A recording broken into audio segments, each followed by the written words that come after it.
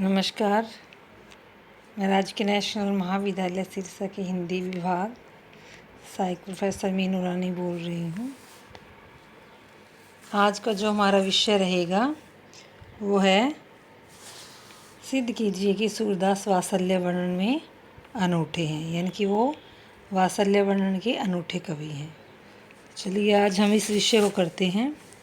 जैसा कि हम जानते हैं कि हमने जैसे सूरदास जी के साहित्यिक परिचय भी किया, इनके पदों के बारे में भी विस्तार से वर्णन किया।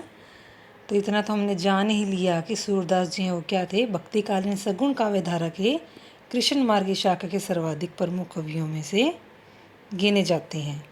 इन्होंने अष्टछाप के कवियों में भी क्या है अपना एक अलग स्थान ही बनाया था। वात्सल्य एवं श्रृंगार के वर्णन में वे अपना कोई सानी नहीं रखते।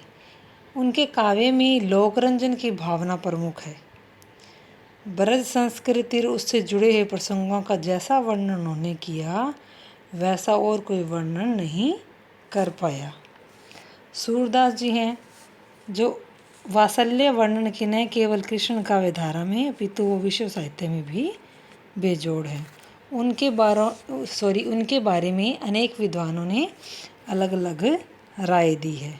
जैसे रामचंद्र शुक्ल ने इनकी प्रशंसा करते हुए कहा है कि जितने विस्तृत और विशद रूप में बाल लीला का आरंभ हो जाता है उतने विस्तृत रूप में और किसी कवि ने नहीं किया।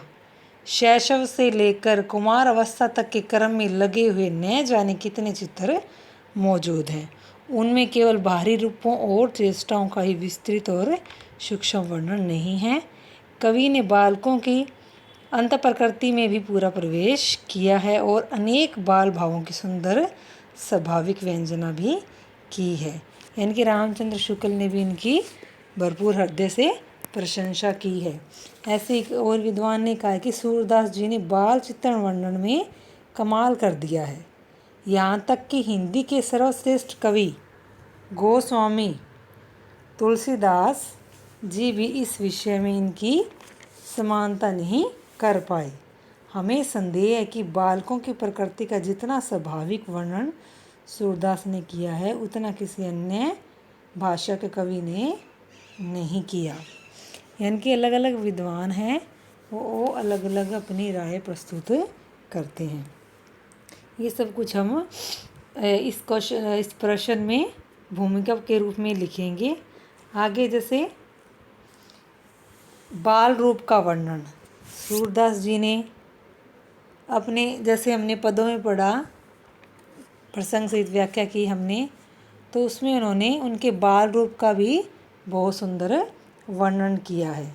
जब उनका जन्म होता है तब क्या है, सूरदास जी कहते हैं कि उनके जन्म के रूप में जो नंद के घर है 9 निधियाँ आ गई। यानी कि 9 निधियाँ, यानी कि 9 निधियों के रूप में श्री कृष्ण ने उनके घर में जन्म लिया।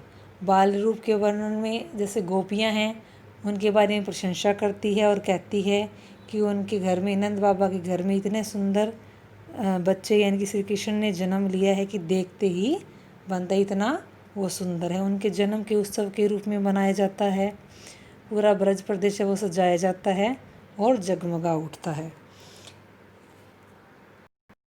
सूरदास जी उनके बाल रूप का वर्णन करते हुए कहते हैं कि सूरदास जी जब घुटनों के बल चलने लगते हैं तो कैसे वो 2 हाथ अपने आगे रखते हैं, कैसे अपने पंजों को जैसे आगे बढ़ते रहते हैं। इतना सुंदर रूप उनका लगता है। उनके माथे पे मुकुट है और कानों में मणियों की कुंडल है, तन पर पीताम्बर है, उनके सिर पर 4 भुजाएं अत्यंत सुशोभित हो रही है। यानी कि उनको देखते ही जैसे प्रेम भावना अपने आप ही उमड़ पड़ती है। बालक के सिर पर चंदन का लेप किया हुआ है ना। यानी कि जो सूरदास जी हैं वो तरह तरह की बातों के द्वारा बाल रूप का उनका वर्णन करते हैं। यानी कि गोपियाँ हैं वो यशोदा से बार बार प्रार्थना करती है, कहती कि तनिक देर के लिए श्री कृष्ण को मुझे दे दो, मैं इनके कमल रूपी मुख को देखना चाहती हूँ, थोड़ी देर इनको गोद में लेना चाहती हूँ। उनकी प्रशंसा गोपी के माध्यम से उनकी प्रशंसा करते हुए कहते हैं कि श्री कृष्ण के जो बालक श्री कृष्ण के जो कोमल हाथ पाँव है वो कमल के समान है। उनकी होठ, दांत, नासिका बहुत सुंदर है। सिर पर लटाए हैं, गले में मणियों का हार शोभित हो रहा है। उसके ऐसे सुंदर रूप पर करोड़ों कामदेव निछावर किए जा सकते हैं। गोपियाँ क्या कहती है कि एक दूसरे को कहती है कि जैसे मैंने बालक श्री कृष्ण को देखा और जितना मैंने सुख प्राप्त किया और मैंने वो सुख जीवन भर भी वह प्राप्त नहीं कर सकी, ऐसे वो बार बार प्रशंसा करते हैं। कहते हैं कि अब बालक श्री कृष्ण घुटनों के बल चलने लगे हैं। मणियों तो सोने से जुड़े आनंद के आंगन में कभी कभी समय के मुख में भी प्रतिबिंब को पकड़ना चाहते हैं। यानी कि उनके सूरदास जी उनके हर छवि के रूप का अत्यंत ही सुंदर वर्णन किया है। जैसे नंदराई के नव निधि आई, माथे मुकुट श्रवण मणि कुंडल, पीत वसन भुजचार सुहाई। आगे है वात्सल्य भाव। वात्सल्य भाव में क्या है, जैसे कई विद्वानों ने उनके बारे में कहा है कि सूरदास जी ने पुरुष होते हुए क्या माता का हृदय पाया था। उन्होंने माता यशोदा के हृदय के वात्सल्य भावों की सूक्ष्म अभिव्यक्ति की है। यशोदा श्री कृष्ण की बाल सुलभ क्रीड़ाओं को देखते बहुत ध्यानपूर्वक देखती है वो, और बड़ा ही खुश होती है। उसे कभी श्री कृष्ण की कुदृष्टि लगने की आशंका होती है, कभी वह बच्चों को दूध न पीता देख अपने मन में दूसरों के प्रति संदेह का भाव जगाती है। कभी गोपियों द्वारा की गई शिकायतों से भी वो तंग आ जाती है। कभी श्री कृष्ण की आंखों में आंसू देखकर गोपियों को बुला बुरा कहने लगती है और क्या कहती है, कहने लगी अब बड़ी बड़ी बात, डोटा मुँह मेरो तुम ही बंधायो, तन की माखन खात। यानी कि तुम बार बार शिकायतें करती रहती हो, मेरे तो लल्ला ने थोड़ा सा ही तनिक ही मक्खन खाया है। मातृ हृदय के चित्रण में सूरदास को अद्भुत सफलता प्राप्त हुई है। यशोदा के हृदय की बालक श्री कृष्ण के प्रति क्या चिंता, व्याकुलता, प्रसन्नता आदि भावों का स्वाभाविक एवं सूक्ष्म चित्रण भी किया गया है। वात्सल्य चित्रण में सूरदास का काव्य वो बेजोड़ है। आगे है प्रेम भावना। सूरदास जी को अपने आराध्य देव श्री कृष्ण के प्रति मतलब कह सकते हैं कि दास्य भक्ति की भावना उन्होंने प्रस्तुत की। एक ऐसी बहुत प्रेम भावना थी जो उन्होंने नंद के और यशोदा के या गोपियों के द्वारा प्रस्तुत किया है। तो प्रेम भावना में क्या है कि माता यशोदा नवजात श्री कृष्ण को देखते हुए क्या मन में अनेक अभिलाषाएं पालती है। यानी कि सूरदास जी ने अपनी प्रेम भावना है वो यशोदा के माध्यम से भी प्रकट की है। अनेक गोपियाँ वो क्या है श्री कृष्ण पर निछावर रहती है, उनके एक दृष्टि पाने के लिए वो सब कुछ अपना लोक लाज त्याग देती है उनका प्रेम को पाने के लिए। जब श्री कृष्ण क्या बांसुरी बजाते हैं, मुरली बजाते हैं, तो उनकी एक धुन को सुनने के लिए वो घर से दौड़ी चली आती है। और इसमें सूरदास जी ने भ्रमर गीत के माध्यम से भी गोपियों की जो प्रेम भावना है वो प्रकट की है। क्योंकि जब क्या है, जब उद्धव जी उनको समझाने आते हैं तो बिल्कुल भी वो इस बात से मना कर देती है कि हम निर्गुण भावना को नहीं अपनाने वाले। तो सूरदास जी ने अनेक माध्यमों के द्वारा प्रेम भावना को प्रकट किया है। जैसे क्या है, जैसे माता यशोदा के द्वारा वो चाहती है, नहीं कि अभिलाषा होती है कि उसका पुत्र बड़ा होकर घुटनों के बल चलेगा, उससे तोतली भाषा में बातें करेगा, पिता को वह बाबा कहकर बुलाएगा। इस प्रकार क्या है, माता यशोदा श्री कृष्ण को सुलाने हेतु उसके पालने को भी झुलाती है, उसको लोरियाँ गा कर सुलाती है, उसके सो जाने पर दूसरों को न बोलने का संकेत करती है। यानी कि इन बातों के माध्यम से सूरदास जी ने इन पात्रों के माध्यम से अपनी प्रेम भावना का भी प्रकट किया। जैसे कहते हैं, जशोदा हरि पालने झुलावे, हलरावे दुलरावे महलावे, जोई सोई कछु गावे, मेरे लाल को आओ निंदरिया, काहे न आने सुआवे, तो काहे न बेगी ही आवे, तो को का न बुलावे, कभों पलक हरि मूंद लेत है, कभों अधर फरकावे, सोवत जानी मौन हवे की रही, करी करी सेन बतावे, यही अंतर उकलाई उठे हरि, जसुमति मधुर गावे, जो सुख सूर अमर मुनि दुर्लभ, सो नंद भामिनी पावे। इनकी इन पंक्तियों के माध्यम से सूरदास जी ने यशोदा के माध्यम से प्रेम भावना का प्रकट किया है। तभी तो किसी विद्वान ने कहा कि सूरदास जी पुरुष होते हुए इन्होंने माता का हृदय पाया है। बाल क्रीड़ाओं का वर्णन, इसमें क्या है, जब सूरदास जी छोटे थे बालक के रूप में, तब उनके अनेक नटखट क्रीड़ाओं का सूरदास जी ने वर्णन किया है। जैसे वो दूध नहीं पीते हैं तो क्या है, माता यशोदा से दूध पिलाने के लिए तरह तरह के प्रलोभन देती है। वह कृष्ण को समझाती है कि दूध पीने से तेरी चोटी बलराम की चोटी की भांति लंबी और मोटी हो जाएगी। बालक कृष्ण भी इसी बहाने के 2-4 दिन दूध पी लेता है, लेकिन फिर वो पूछता है कि मैया कभी बढ़ेगी चोटी, कितनी बार मोही दूध पियत भई यह अजू है छोटी।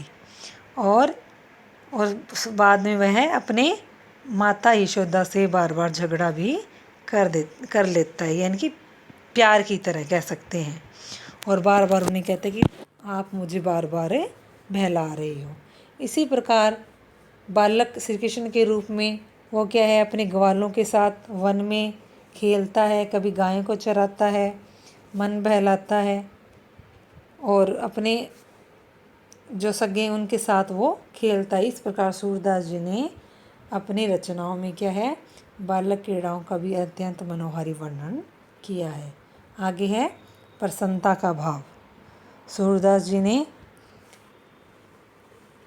यशोदा माता के मैया के माध्यम से, गोपियों के पात्रों के माध्यम से, अनेक तरह से, अनेक तरीक़ों से, उनके शब्दों के माध्यम से, उनकी बातों के माध्यम से प्रसन्नता के भाव प्रकट किए हैं।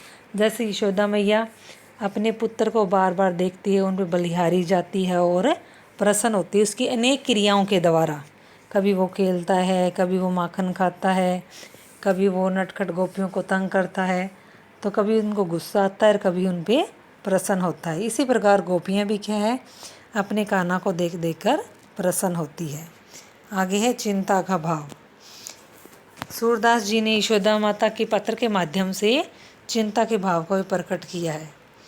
जैसे यशोदा मैया जब श्री कृष्ण को बार बार दूध पीने के लिए कहती है तो वो पीता नहीं है, तो इसमें वो चिंता का भाव प्रकट करती है कि कहीं मेरे कान्हा को नज़र न लग गई हो।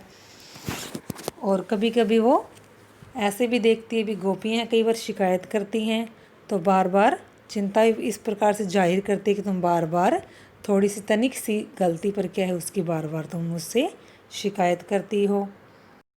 कई बार क्या है, माता यशोदा बालक श्री कृष्ण को ग्वालों के साथ वन में मन बहलाने के लिए भेजती है, किंतु ग्वाले उससे बार बार अपनी गायों को चरवाते हैं। इससे बालक कृष्ण के पाँव की पीड़ा को दिखाया गया है। बालक कृष्ण माता यशोदा से ग्वालों की शिकायत कर देते हैं। माता यशोदा को ग्वालों पर गुस्सा आता है। यह वात्सल्य भाव से वह भर उठती है और ग्वालों को तरह तरह की बातें कहती है, यानी कि मैया हो न चरहियो गाई, सिगरे ग्वाल घिरावत मौसो मेरे पाप फिराई, यानी कि मेरे कान्हा को सभी ग्वालों ने इतना तंग किया है।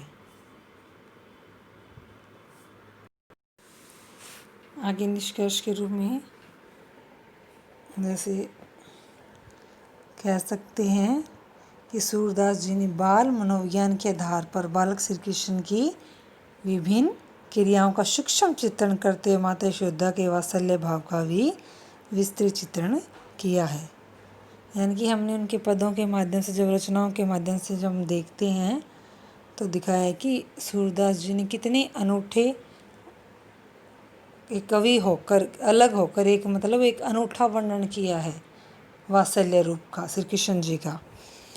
और मातृ हृदय के चित्र में सूरदास को अद्भुत सफलता भी मिली है। यशोदा के हृदय की अभिलाषा, व्याकुलता, चिंता, उत्कंठा, प्रसन्नता, बलिहारी जाने आदि के बड़े बड़े सजीव चित्र भी अंकित किए गए हैं। वात्सल्य चित्र में और उस क्षेत्र में जिस प्रकार सूरदास जी बेजोड़ हैं और उनके सामने कोई भी कवि नहीं खरा उतरता, यानी कि सूरदास ने जिस प्रकार वात्सल्य गण का अनूठा चित्रण किया है वैसा कोई कवि भी नहीं कह सकता। और इस विषय में अनेक विद्वानों ने अपनी अलग अलग राय भी दी है कि किस प्रकार सूरदास जी ने एक पुरुष होते हुए भी क्या एक माता का हृदय पाया है और बालक श्री कृष्ण के बाल मनोहारी रूपों का अनेक प्रकार से संजीव वर्णन भी किया है। यानी कि जब हम पदों को पढ़ते हैं, उनके मतलब समझने की कोशिश करते हैं, तब हमें लगता है कि यहाँ सूरदास जी ने क्या मतलब, पढ़ने पर ऐसा लगता है कि सूरदास ने जैसे उनका वास्तव में ही सजीव वर्णन किया हो। जो हम पढ़ते हैं तभी हमें इस बात का एहसास भी होता है। तो इस प्रकार सूरदास जी वात्सल्य वर्णन में एक अनूठे कवि हैं। आज के लिए इतना ही। आज का जो हमारा विषय रहा है वो है सूरदास जी वात्सल्य वर्णन में अनूठे कवि हैं, सिद्ध कीजिए। और आज का विषय ये रहा। और आज तक के लिए धन्यवाद। कल हम एक नए विषय को लेकर आएंगे, एक नए प्रश्न को लेकर आएंगे। नमस्ते।